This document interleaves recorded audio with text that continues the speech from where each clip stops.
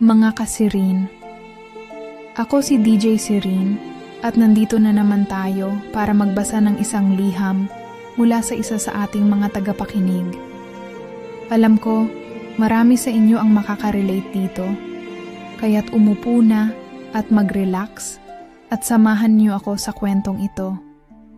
Siguradong madarama niyo ang bawat saloobin. Tara, magsimula na tayo. Ako nga pala si Lia. Isa akong batang babae mula sa Maynila. Naglalakbay na parang nawawala sa mundong ito.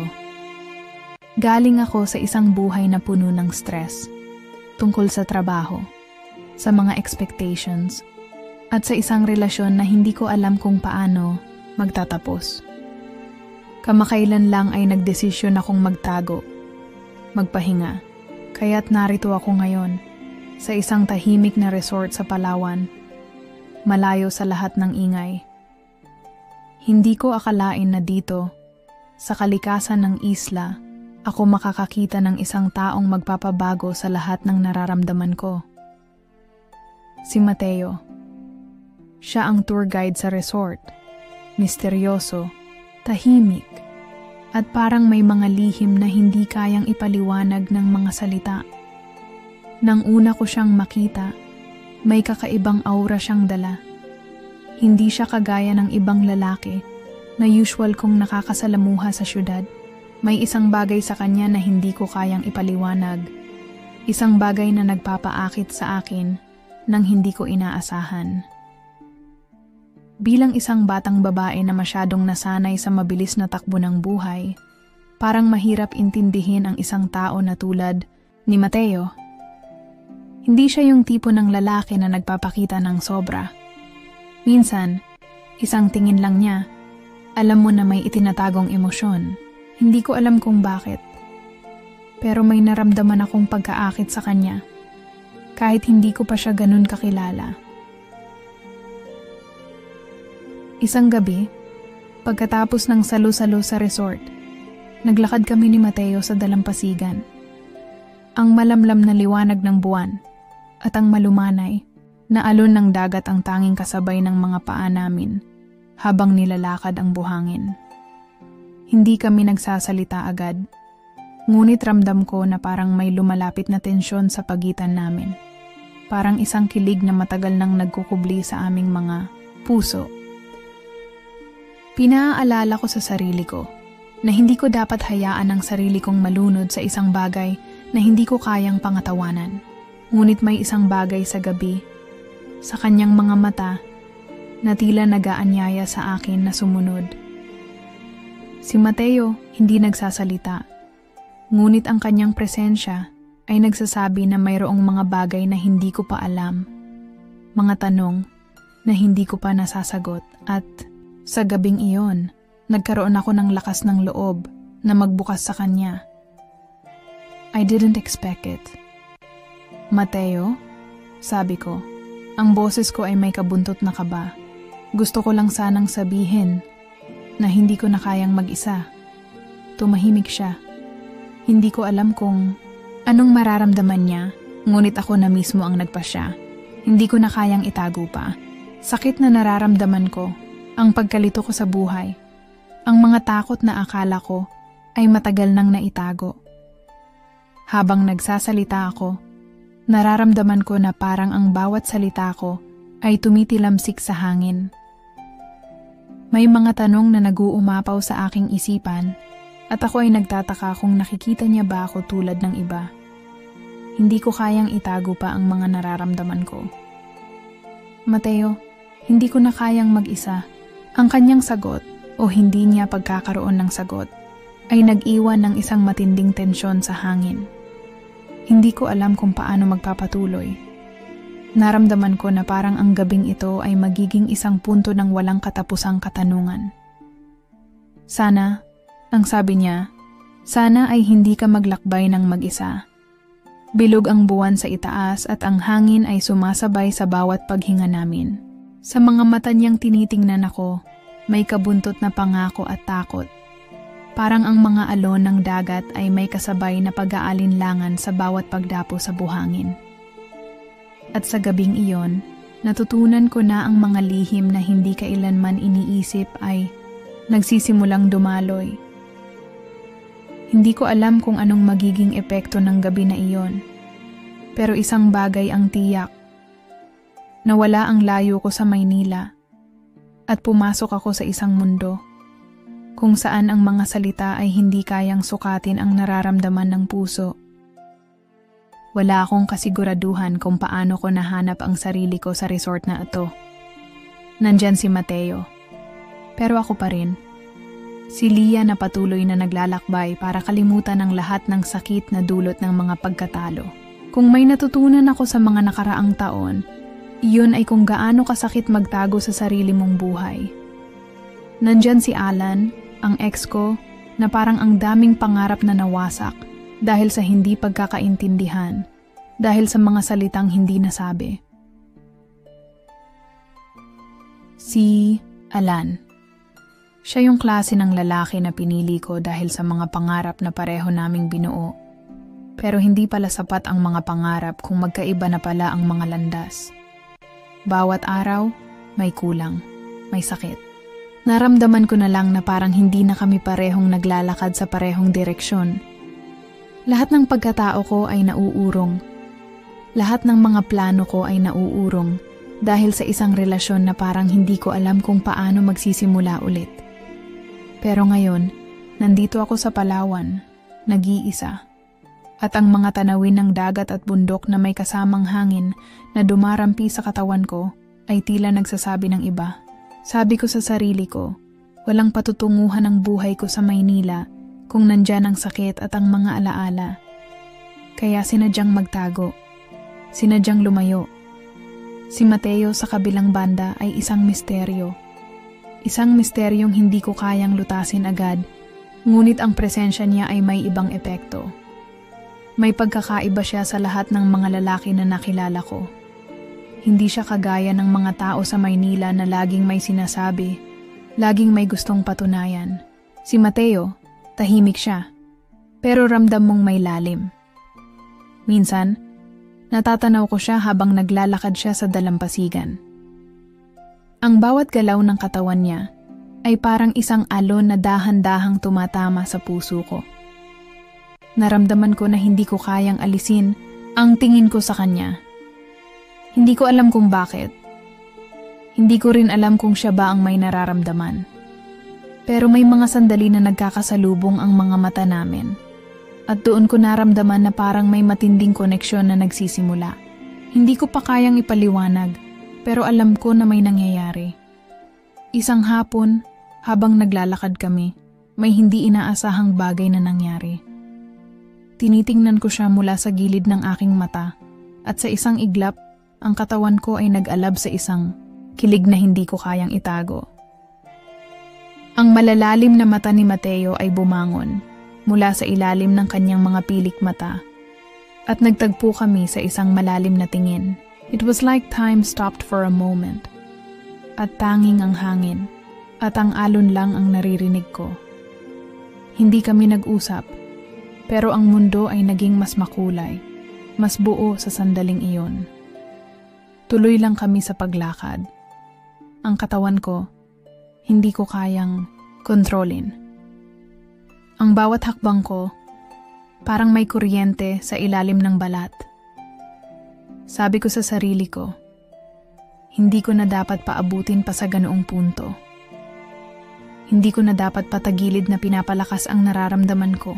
Pero may isang bagay na nagsabi sa aking, tulungan mong buksan ang sarili mo.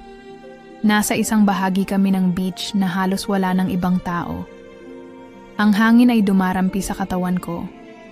At sa bawat saglit, ramdam ko ang init ng katawan ni Mateo sa aking tabi. Hindi siya tumitingin sa akin, pero ang presensya niya ay nag-aalab. Parang isang apoy na unti-unting umabot sa akin. Tumigil kami at nagtinginan. Hindi ko kayang magsalita. Pero hindi ko kayang alisin ang tingin ko sa kanya. Sa mga sandaling yun, parang naramdaman ko na ang bawat galak, ang bawat sakit ay sumama sa gabing iyon. Mateo, ang tanging nasabi ko. Hindi ko alam kung bakit, Pero alam ko na may ibig sabihin ang bawat tunog ng kanyang pangalan. Hindi ko kayang ipaliwanag. Ang mga mata niya ay hindi umiwas, hindi rin tumitig ng sobra. Simple lang. Pero para sa akin, tila bawat paghinga niya ay sinasabayan ko. Ang mga alon ng dagat ay nagsimulang magsalita, at sa gabing iyon, walang nagsalita. Kami lang, ang malamlam na liwanag, at ang init ng katawan na sabay na dumadaloy, nag-iisa. Ang hangin ay nagsimulang dumaloy, parang binabaybay ang mga damdamin ko na hindi ko kayang ipaliwanag. Hindi ko alam kung anong nangyari sa gabing iyon, pero isang bagay lang ang sigurado ko. Mas maraming tanong ang naiwan sa akin kaysa sa mga sagot. Nagising ako nang hindi ko namamalayan. Ang araw ay sumisilip na sa dulo ng mga bundok. Ang liwanag ay dumadaloy sa bawat sulok ng resort. Ngunit sa kabila ng makulay na umaga, ang puso ko ay puno pa rin ng kalituhan. Hindi ko maintindihan kung ano ang nangyari kagabi. Ang gabing iyon, ang gabing nagdala sa amin ni Mateo sa isang punto ng hindi maipaliwanag na koneksyon, ay bumangon sa mga alaala ko, paulit-ulit na kumakapit sa isipan ko. Nasa tabi ako ng aking kama, nakatulala sa kisame, ang mga tanawin ng dalampasigan at ang mga alon na dumarampi sa buhangin ay naririnig ko, ngunit hindi pa rin ako matahimik. Mateo. Sa bawat alaala ng gabing iyon, ang katawan ko ay tila nanabik. Hindi ko alam kung anong ibig sabihin noon, pero ang kalapit ko lang ay ang init ng hininga ko at ang tawag ng katawan ko na nagsasabing may kulang, may nais pang mas maramdaman. Nasa aking mga labi ang pangalan niya, ngunit hindi ko kayang bitawan ang takot na baka masaktan na naman ako. Gusto ko sanang umalis sa mga nararamdaman ko, pero parang hindi ko magawa. Habang binabaybay ko ang mga pwedeng mangyari, hindi ko maiwasang mag-isip.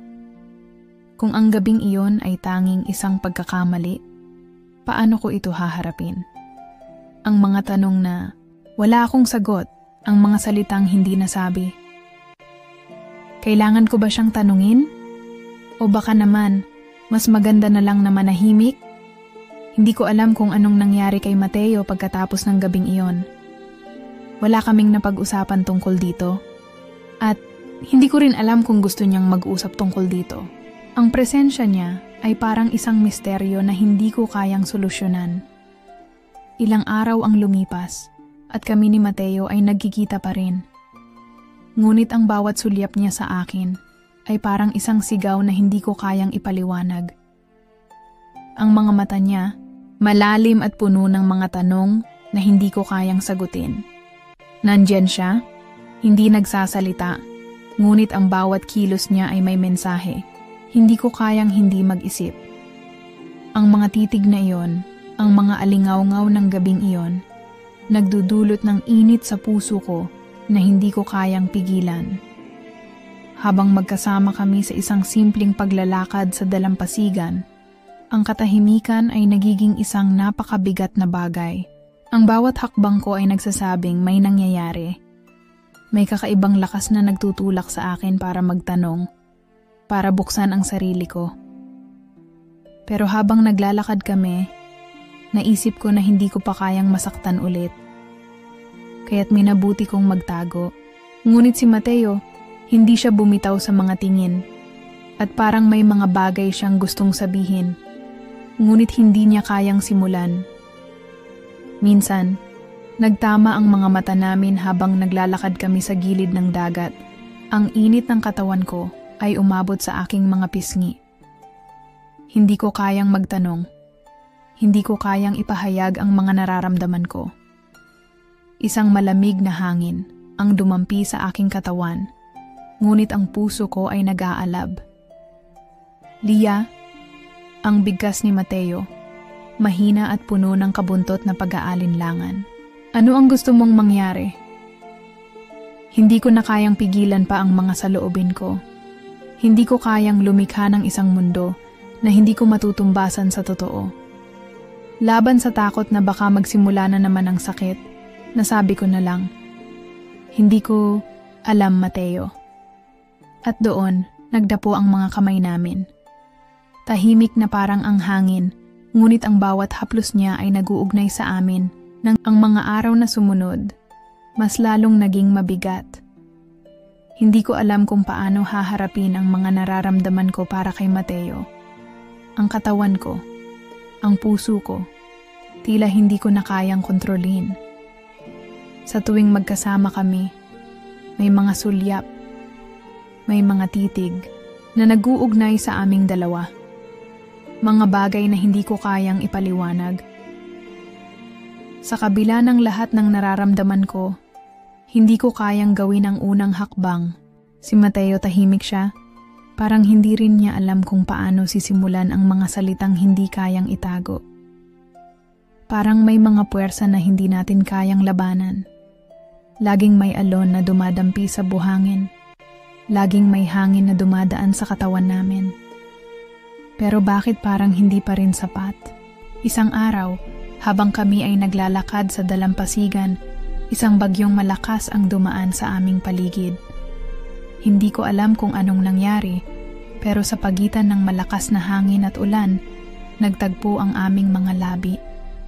Hindi ko alam kung anong dahilan, pero sa ilalim ng ulan, sa ilalim ng magkasabay na paghinga, ang mga nararamdaman ko ay tila nahulog sa mga alon ng dagat.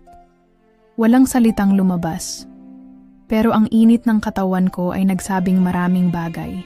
Nagkatinginan kami, at sa mga sandaling iyon, nagising ang isang bagay na hindi ko kayang takasan. Kahit na ang ulan ay tila bumangon mula sa langit.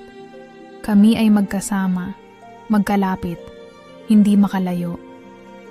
Ang puso ko ay tila sumabog sa tuwa, sa takot, at sa kaba.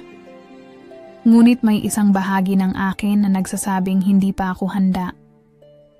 Si Mateo, ang mga mata niya ay hindi umiwas, pero may kasamang tanong. Hindi ko alam kung anong nangyayari, pero sigurado akong may nangyayari.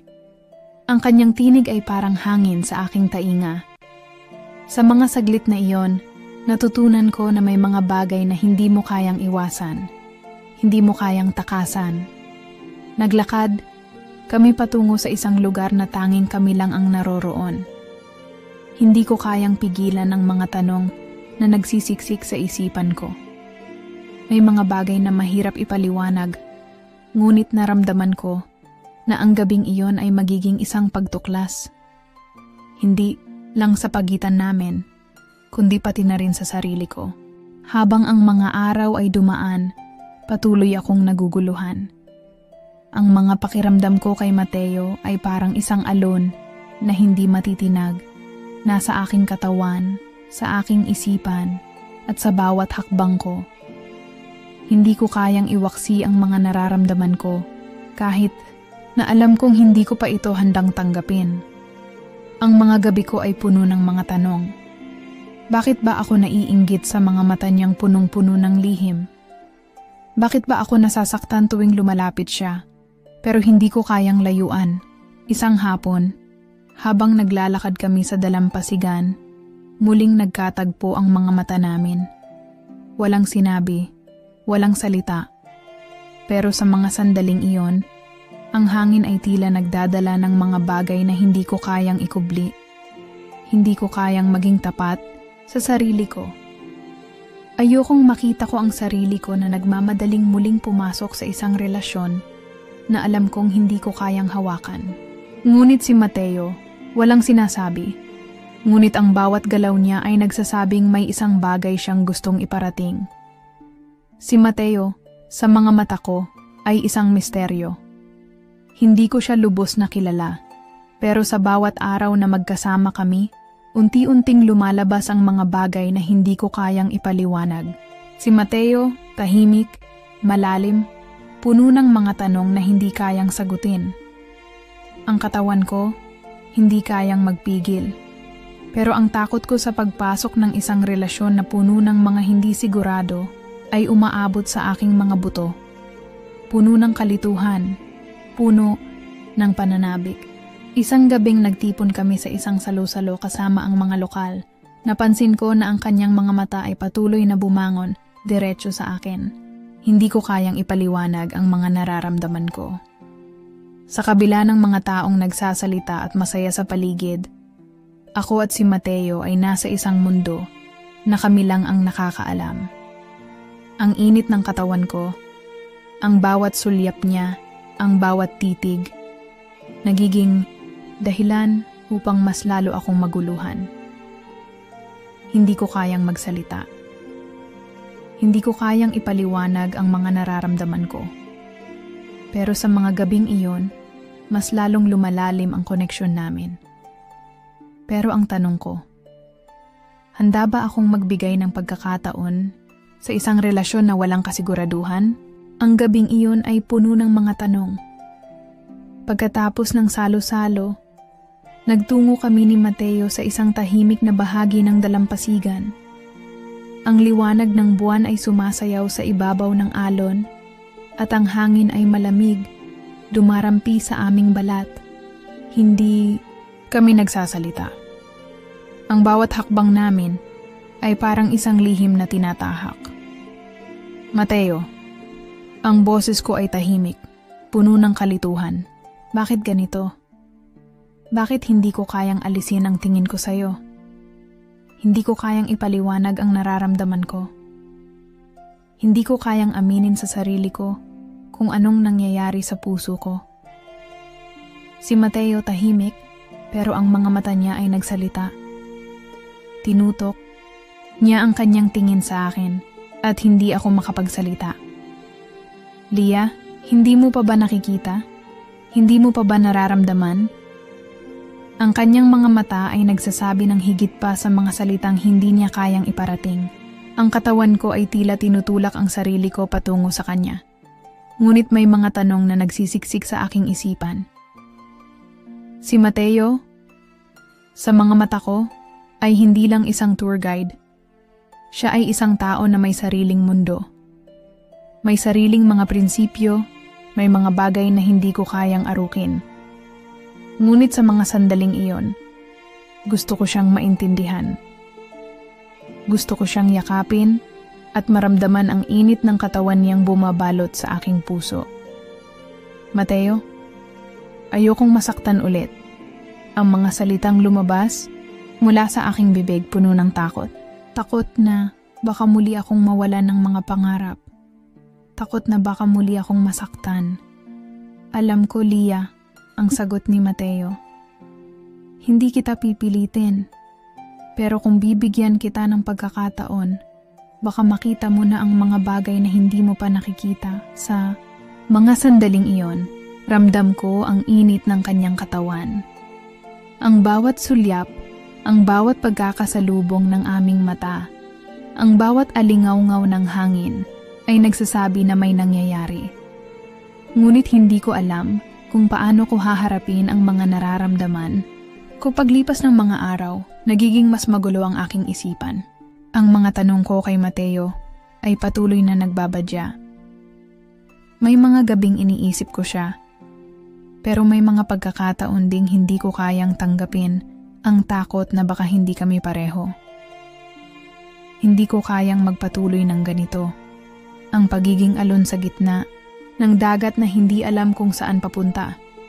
Isang araw, habang magkasama kami sa isang paglalakbay sa kagubatan, dumaan kami sa isang maliit na ilog. Ang malamlam na tubig ay dumadaloy sa ilalim ng aming mga paa. Mateo, hindi ko na kayang magtago pa. Ang bigkas ko sa kanya. Ang boses ko ay puno ng takot at pangarap. Matapos ang ilang sandali ng katahimikan, naglakad kami patungo sa mga bato. Ang ilog ay nagsisilibing saksi sa mga salitang hindi pa nasabi. Lia, ang tinig ni Mateo ay puno ng kabuntot na pag-aalinlangan. Hindi ko alam kung anong mangyayari, pero handa akong magsimula ulit kung papayag ka. Doon, sa gitna ng kagubatan, habang ang hangin ay dumadampi sa amin, matapos ang ilang linggong magkasama, patuloy akong ginugulo ng mga tanong sa aking isipan. Si Mateo, na mula sa isang tahimik na mundo ng Palawan, ay naging bahagi na ng aking buhay. Ngunit ang mga nararamdaman ko ay hindi ko kayang tanggapin agad. Ang mga gabi ko ay puno ng mga pangarap at mga hinala. Bakit ko ba iniisip siya? Bakit parang hindi ko siya kayang kalimutan? Ang puso ko ay puno ng kalituhan. Alam ko na may kakaibang koneksyon kaming dalawa, ngunit natatakot akong magbukas ng mga bagong pintuan sa isang relasyon na hindi ko pa kayang yakapin. Isang gabi, pagkatapos ng isang masayang salusalo ng mga lokal, naglakad kami ni Mateo sa dalampasigan. Ang buo kong katawan ay tila tinutulak na palapit sa kanya, pero ang isipan ko ay nahulog sa kalituhan. Ang mga gabing ganito, tahimik at puno ng mga bituin, ay nagiging testamento ng lahat ng mga tanong na pilit kong tinatago sa aking dibdib. Sa bawat hakbang namin, nadarama ko ang bawat paghakbang na tila nagsasabing may mali. Hindi ko kayang maging matapat sa sarili ko, sa isang tao na may mga nararamdaman na hindi ko kayang ilabas. Mateo, ang bigkas ko nang hindi ko na kayang pigilin pa ang mga tanong. Bakit ganito? Bakit hindi ko kayang alisin sa isipan ko ang mga nararamdaman ko? Nasa gilid kami ng dalampasigan. Ang malamlam na liwanag ng buwan ay nagbibigay ng kakaibang kahulugan sa bawat salitang lumalabas sa aking bibig. Si Mateo, tahimik, walang reaksyon. Pero ang mga mata niya, na palaging nagmamasid sa aking mga galaw, ay tila nagsasabing, naiintindihan kita. Naglakad kami, ang bawat hakbang namin ay tila isang lihim na walang makakaalam. Nang huminto kami sa isang batuhan, nagpatuloy ako. Mateo, hindi ko kayang pumasok sa isang bagay na hindi ko sigurado. Gusto ko lang maintindihan ang lahat ng ito. Ang mga salitang iyon ay parang gumuhit ng linya sa pagitan namin. Pero sa kabila ng mga salitang iyon, ang puso ko ay patuloy na nararamdaman ang kanyang presensya. Ang katawan ko ay tila humihiling ng higit pa, ngunit ang takot ko sa pag-asa at pagkatalo ay tila humihila sa akin palayo. Ang puso mo ay hindi maghahanap ng sagot sa mga tanong na iyon, Lia. Sagot ni Mateo. Ang tinig niya ay puno ng kalaliman. Kung maghihintay ka ng tamang oras para masabi mong handa ka, baka hindi mo na maramdaman na ito na ang pagkakataon. Ang mga salitang iyon ay tumagos sa aking puso. Ang takot ko ay nagsimulang mawala sa mga sandaling iyon. Ang mga alon na humahampas sa dalampasigan ay tila naging musika sa aking pandinig. Hindi ko kayang magpigil. Si Mateo ay may kakayahang magbukas ng mga pinto ng nararamdaman ko. Mga pinto na matagal ko nang pinapaligiran ng mga pader. Mateo, ang boses ko ay nagbabalik sa kanyang mga mata. Baka hindi ko kayang tanggapin, pero hindi ko kayang maging malayo sa'yo. Hindi ko na kayang pigilan pa ang sarili ko. Sa mga salitang iyon, nagsimula ang bagong kabanata sa buhay namin. Paglipas ng ilang linggo, mas lalo pang lumalim ang relasyon namin ni Mateo. Wala nang takot. Ang mga gabi na tinatahak namin sa dalampasigan ay naging simbolo ng mga hakbang na magkasama naming tinitahak. Si Mateo, sa kanyang mga simpleng galak, ay naging dahilan kung bakit ang mga araw ko ay mas magaan, mas puno ng kahulugan. Ang mga tanong na bumabagabag sa aking isipan ay nagsimulang maglaho. Mas naging tapat ako sa aking sarili. Ang mga nararamdaman ko ay hindi na kailangang ipaliwanag.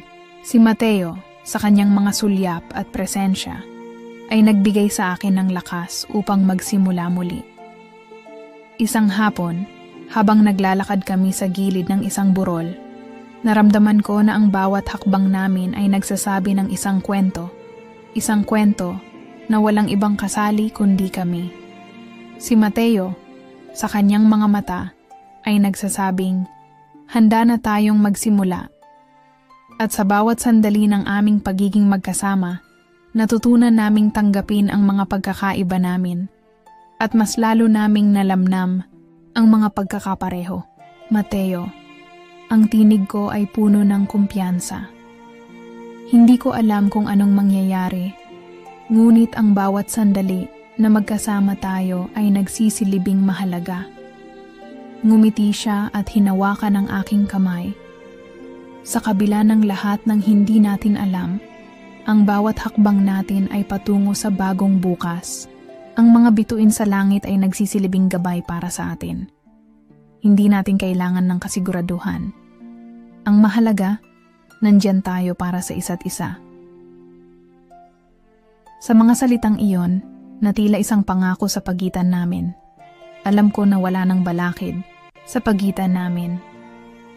Hindi ko na kayang ikaila ang mga alon sa dalampasigan, ang hangin sa paligid namin, at ang mga bituin sa kalangitan ay naging saksi sa bagong simula ng aming kwento.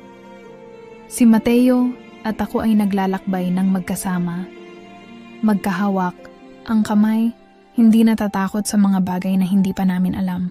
Ang pagmamahal ay hindi laging makakamtan sa mga formal na paraan. May mga pagkakataon na ang tunay na pagmamahal ay nagmumula sa mga hindi inaasahan. At kami ni Mateo ay naging patunay nito.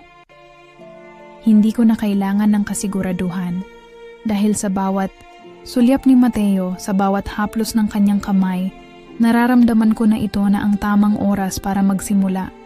Sama-sama, sa bawat alon, sa bawat gabi, sa bawat bituin. At ayun nga, mga kasirin, natapos na naman ang isang kwento na puno ng emosyon at aral. Sana ay may nahanap kayong inspirasyon o kahit kalakasan sa liham na ito.